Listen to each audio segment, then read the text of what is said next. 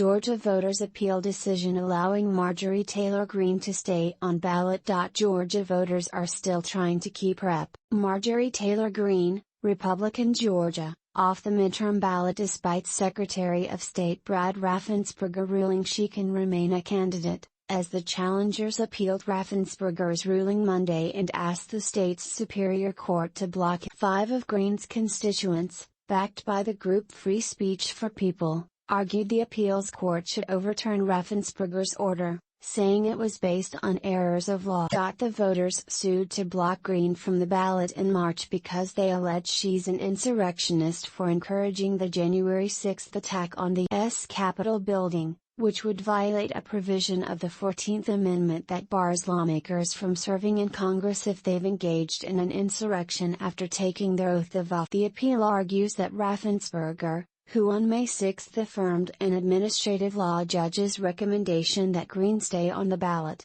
erred by putting the onus on the challengers to prove why Greene should be disqualified rather than making her defend her candidacy. Raffensperger also prevented the voters from getting more evidence from Greene and had a flawed definition of what it means to engage in an insurrection, the voters argued in the appeal. They also allege Raffensperger didn't take into account comments Greene made before starting in Congress on January 3, 2021, like advocating for overturning the 2020 presidential election and saying she didn't want a peaceful transfer of power to President Joe Biden, that could make clearer how she engaged in the insurrection. Greene said after taking her oath of office that the January 6 rally was our 1776 moment, for instance, which the challengers argue has a violent connotation that's more easily understood in light of comments Greene made before taking office. Greene's attorney and Raffensperger's office have not yet responded to requests for comment.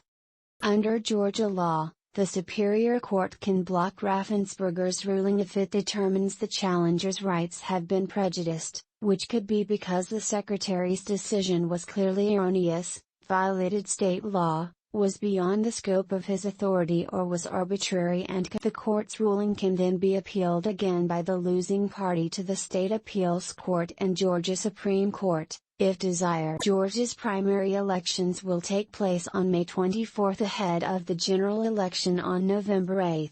And it's unclear if Greene could be allowed in the primary election but then taken off the general election ballot as the litigation plays. Challengers make a valiant effort to support inferences that Rep. Greene was an insurrectionist, but the evidence is lacking, and the court is not persuaded, Administrative Law Judge Charles Boudreaux wrote in his ruling allowing Greene's candidacy, which Raffensperger adopted.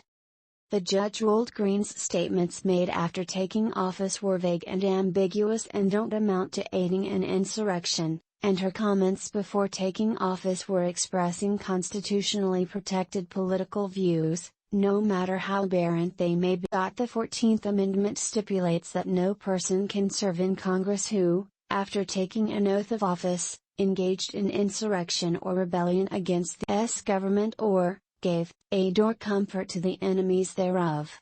The Georgia voters filed a lawsuit in March arguing Greene should be disqualified on those grounds, and Greene filed her own federal lawsuit in response trying to stop their. A judge ruled against Greene's lawsuit, however, which allowed the case against her to proceed.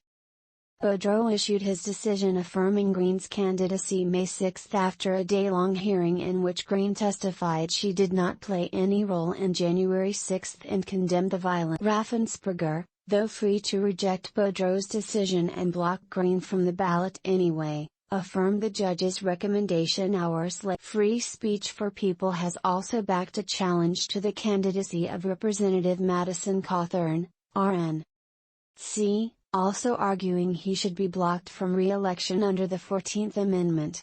The question of whether that challenge can move forward is now being considered in federal appeals court, after a district judge ruled for